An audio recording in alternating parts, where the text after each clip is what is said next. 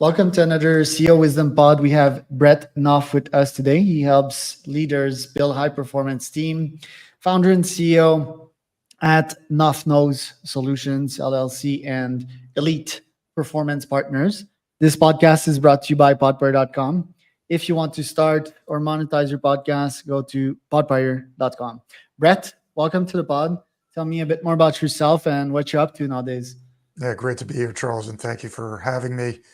So, what am I up to these days? I'm up to trying to change the world, one person, one company at a time. I worked in corporate space for many years in leadership and sales management roles primarily. And one of the statistics that really bothered me as I was there, and certainly as I've segued into this more advisory capacity, is 80% of people are disengaged or unhappy at work. And that, frankly, is unacceptable. So my aim is to help change the employee dynamic by working with leadership teams and organizations to bring personal development into the mix as a catalyst for that elevated team performance. So ideally, people want to be there working hard for themselves, their teammates, and towards a clearly defined organizational vision.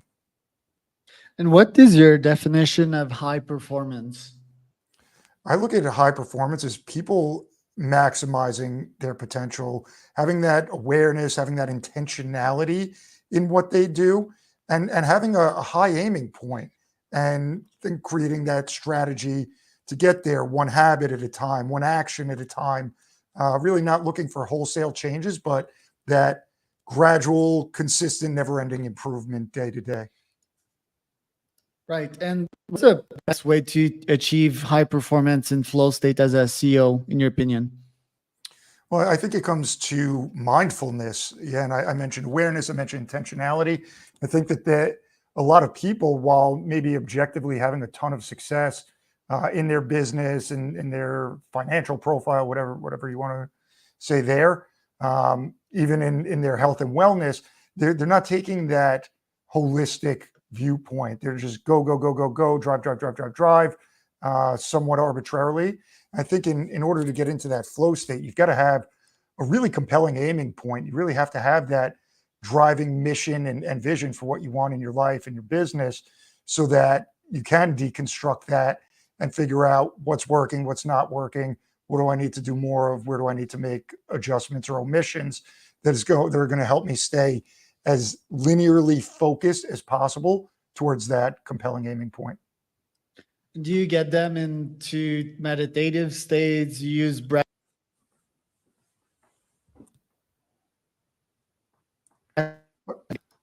Charles, the audio went out for a second there, and Yeah, I heard do I get them into meditative states? Yeah. What modalities do you use to get a founder or CEO in a flow state? And can they do it by themselves? Do you like install the habits or the templates into them so that they can get into that flow state on command?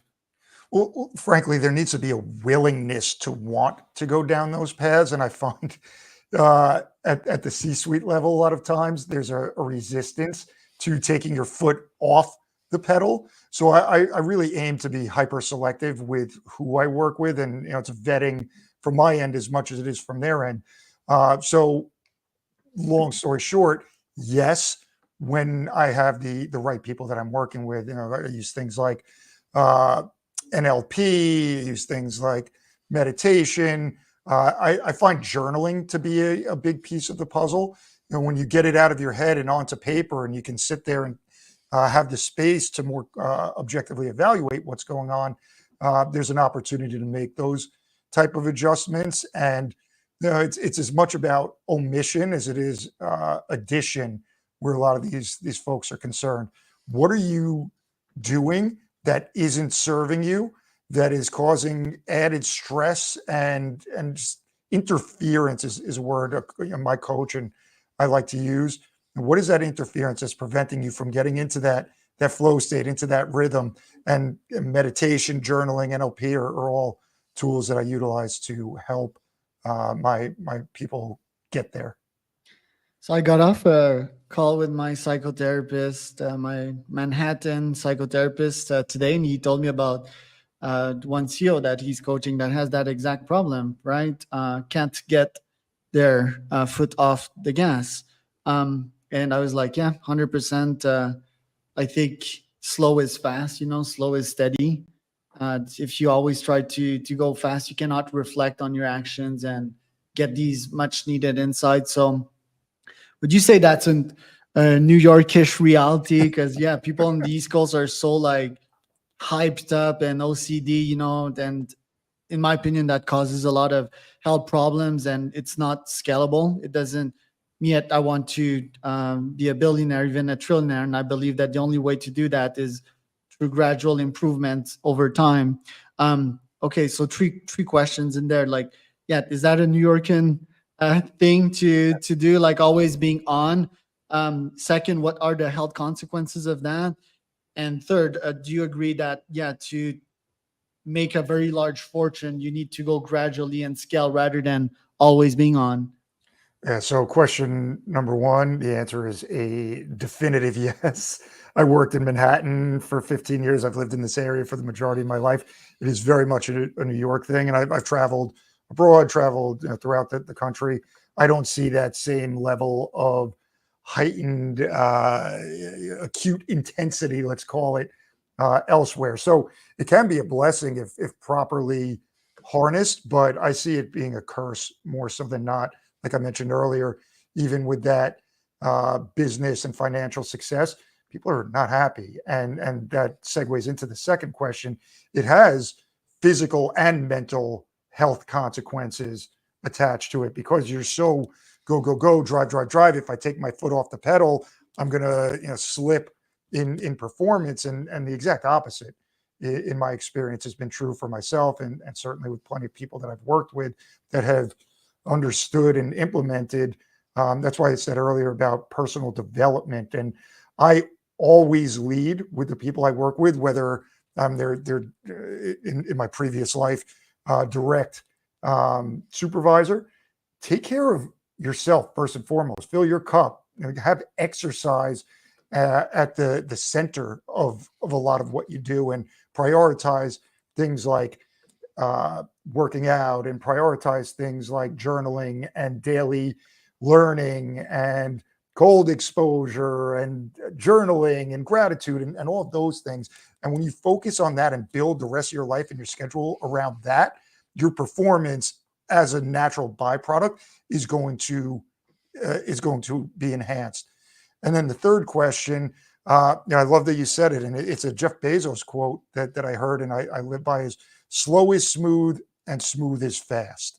So rather than just go, go, go, go, go, and having that chaotic, hectic, frenetic energy around you, which is not particularly attractive in trying to get the right people, which you also need in order to excel, to want to buy in and be around you.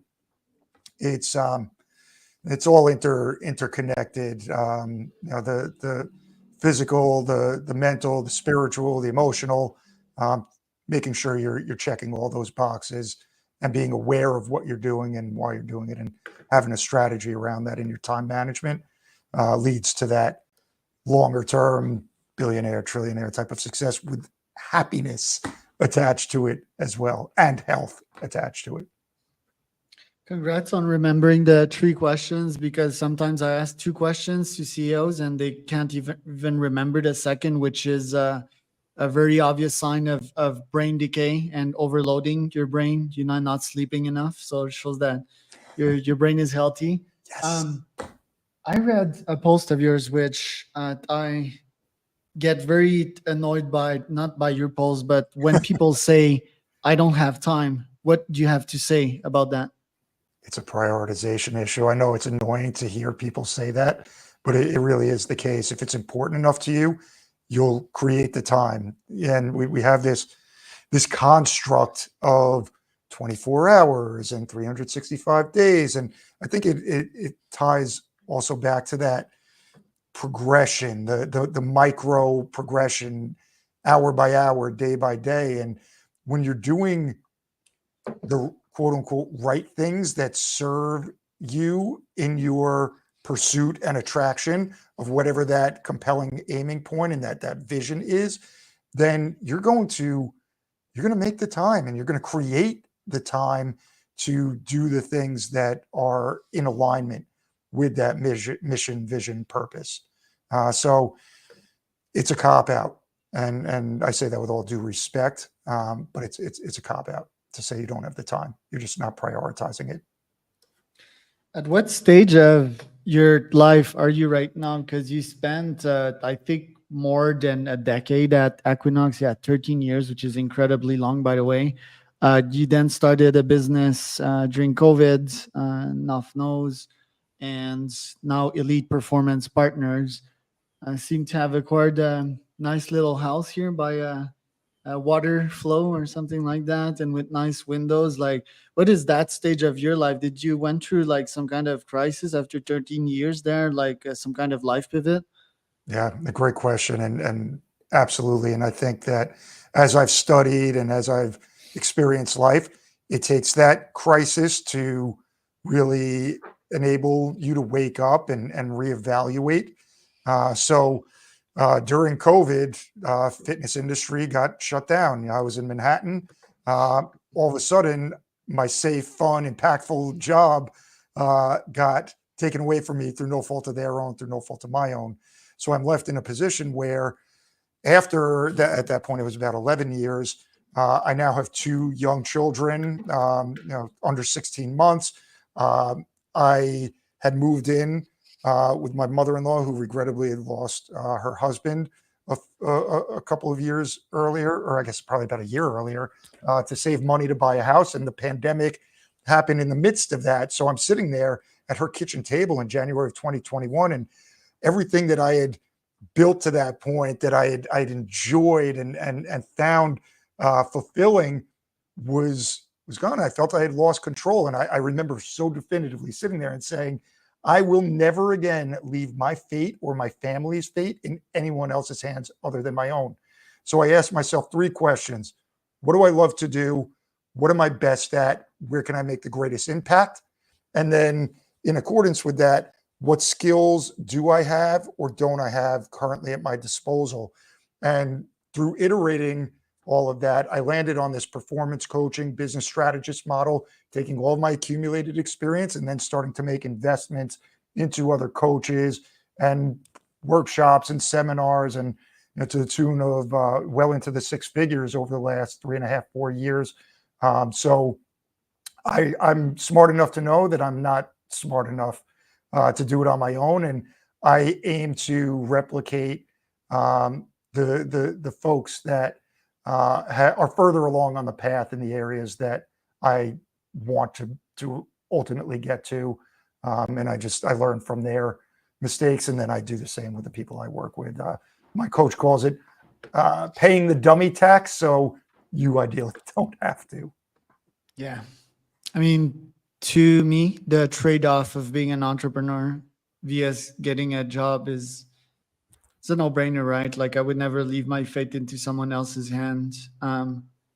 Especially if, like, all the leaders that I had, most of them in my career, mostly to my teenage years, I had jobs, but after that, at like 18 or 19, I was fully an entrepreneur. All these leaders were like less competent than myself, but I think that the age of AI will make it pretty obvious for people to start their own business. Um, I think the future is like fully entrepreneurial, but yeah, and COVID was just one thing. I think it impacted me severely in my businesses too. The lessons I got from that was diversification, right? So not just having one Facebook ads agency for realtors. Realtors were real bad impacted by COVID, so I had part of my income chopped off as well. What challenges have you faced since you've launched your own businesses, and after COVID, what have been your struggles starting and leading your own businesses? Yeah, listen, I'll start with something external, and I usually don't do that, but there's been inflation. There's been a high increase in cost of living, and frankly, two kids, it's a little bit unpredictable as far as how all that's going to go. but I don't really pay too much attention to anything outside of my control. So more of the challenges have been navigating the emotional roller coaster of being an entrepreneur.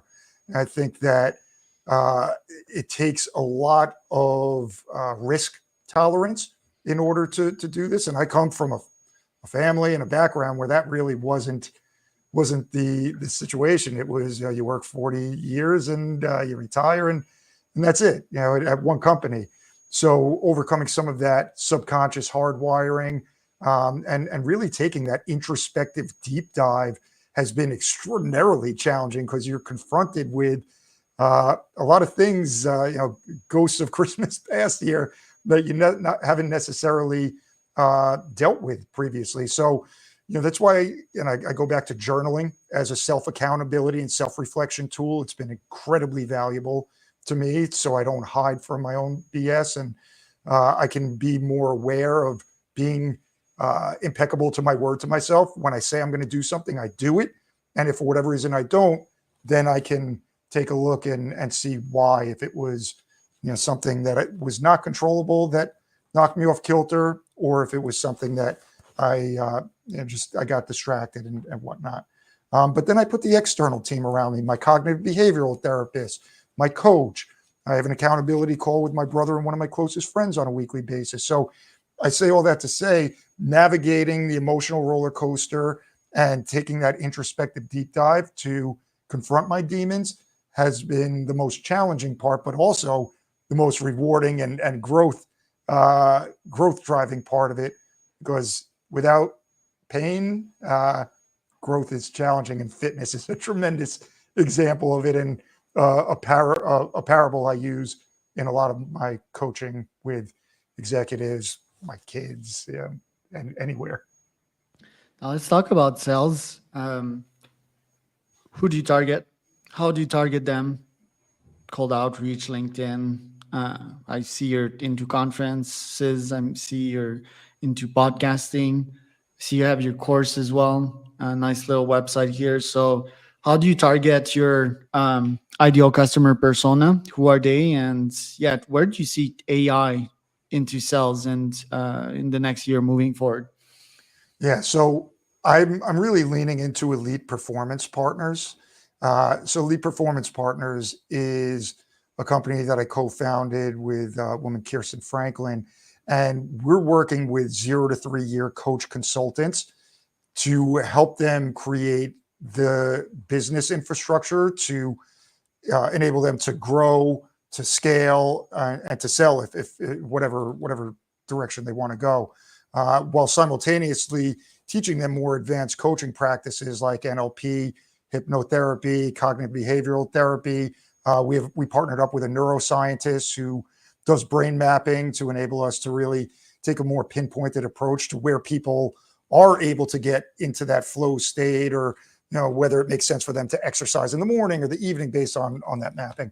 So with all that being said, as far as targeting, and I don't even really love using that word. It's more of attraction marketing. Let's call it. I don't want to force anyone to do anything they're not willing to do. And integrity-based sales is really the approach. If I'm not the answer, let me at least help concierge that solution, put you in touch with the right people.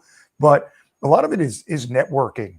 I love talking to anyone about anything, and I put myself in rooms on a regular basis where those coaches and consultants lie, and in KnopfKnows Solutions where the executives lie, so that I can just talk to them, see what's working for them, see what's not working for them, and provide as direct a solution as possible. My game is efficiency and effectiveness. Let's eliminate as many dots in between action and end result as possible, and stop convoluting and taking this circuitous route to nowhere in a lot of cases, because people aren't clear on what that aiming point is anyhow. But again, largely it's a matter of networking that has generated the opportunities that have elevated my businesses to this point.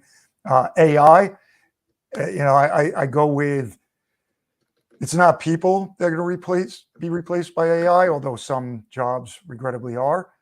It's the people that aren't leveraging it properly that are going to really become obsolete.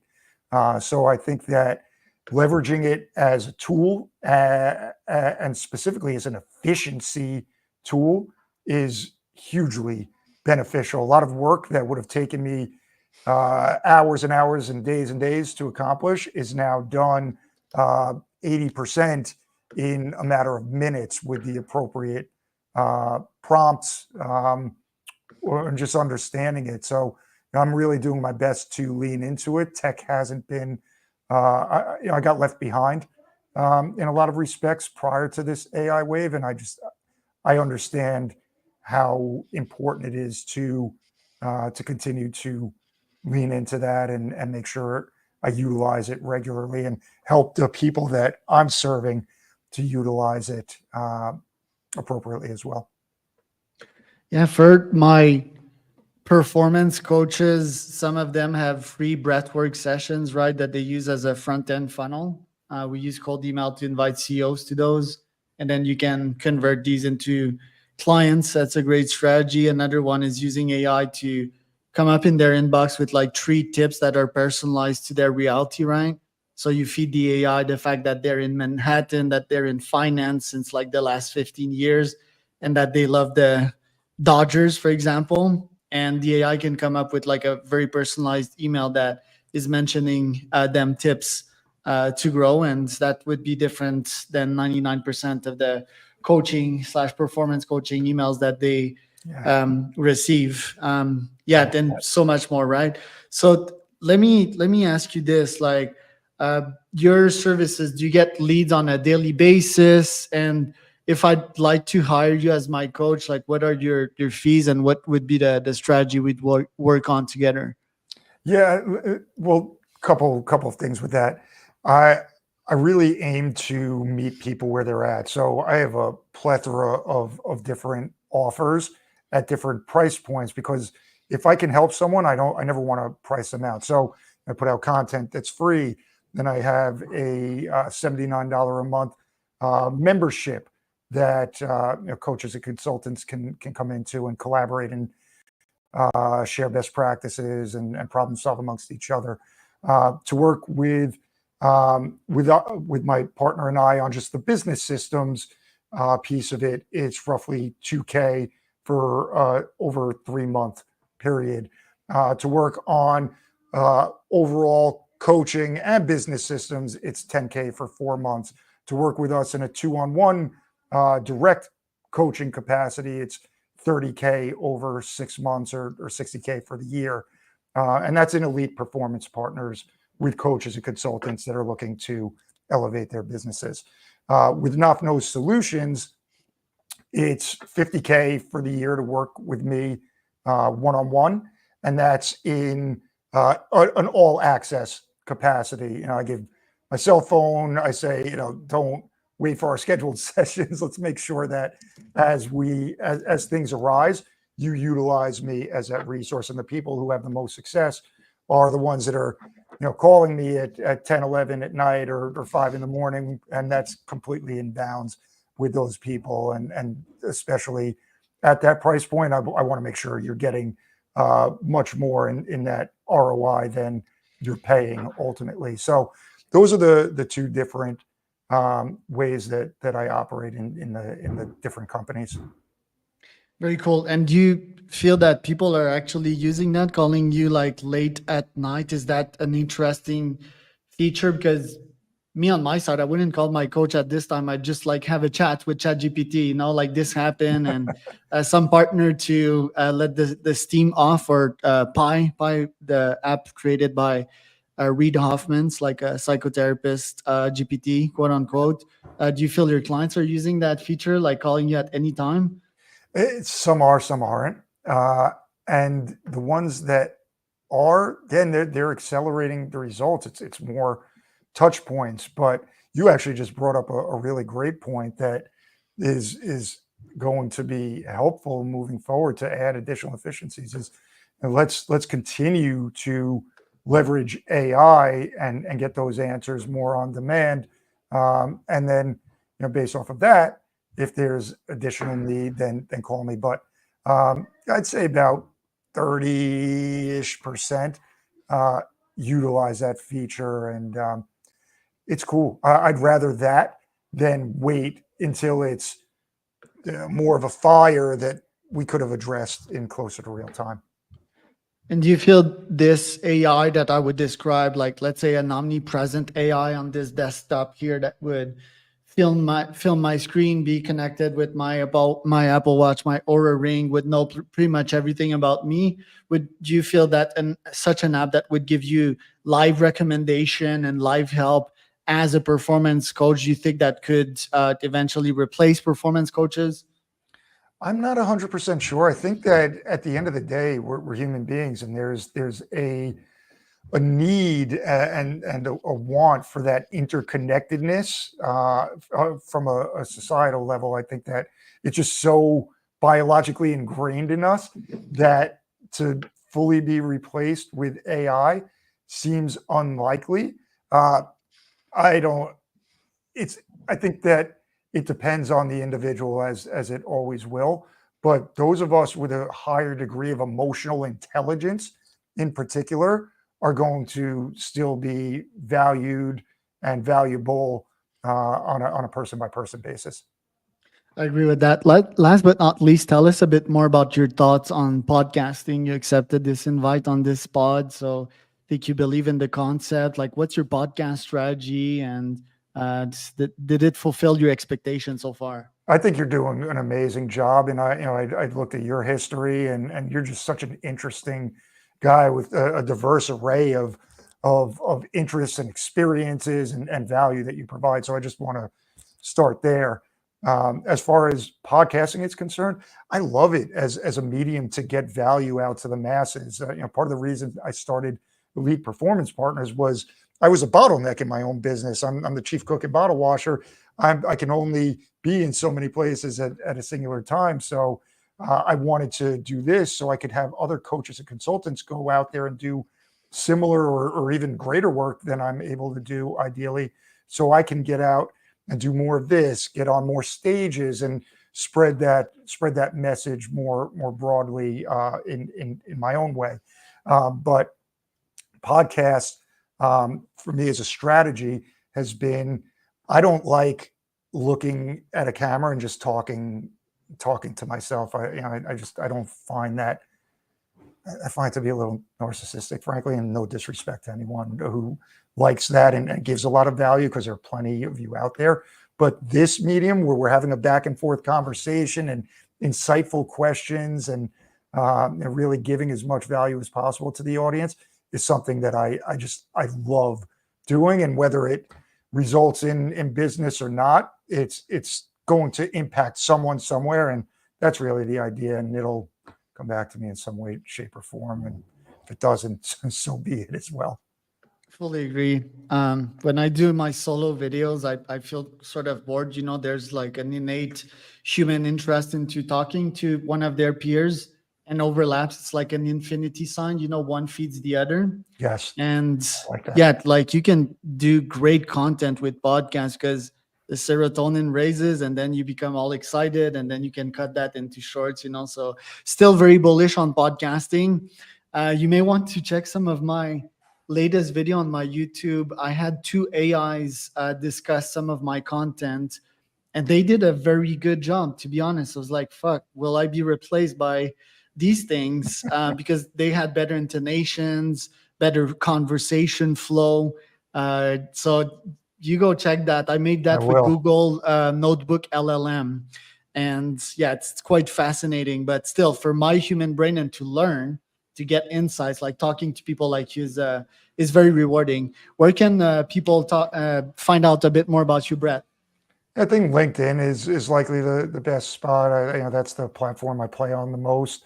Other than that, my website at KnopfKnowsSolutions.com. But connect with me on LinkedIn and let's have a conversation. That would be the best way to do this. That was another CEO Wisdom podcast.